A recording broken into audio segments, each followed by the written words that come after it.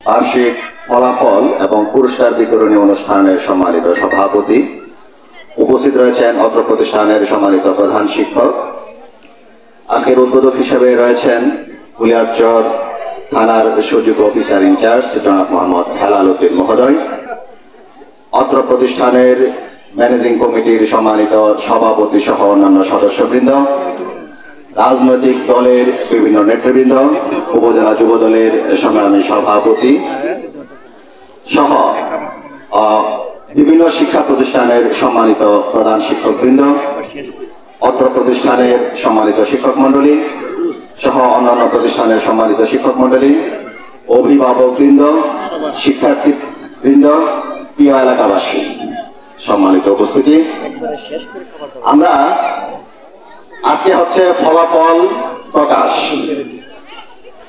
এই শিক্ষা প্রতিষ্ঠানে আমি বহুবার এসেছি তাদের একাডেমিক কার্যক্রম পরিদর্শনের জন্য, স্কুলের বিভিন্ন কার্যক্রম পরিদর্শনের জন্য বিভিন্ন প্রয়োজনে বহুবার এসেছি।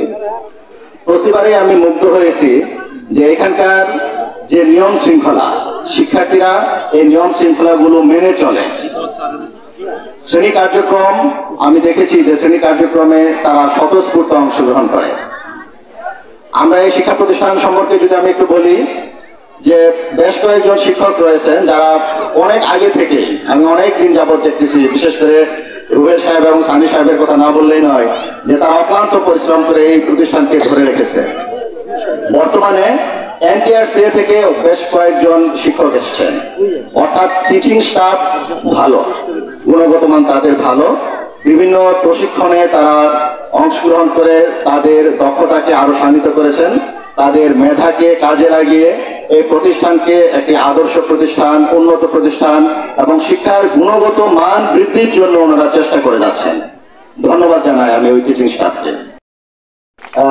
তারা পরিশ্রম করে, পড়াশোনায় আগ্রহী হয়,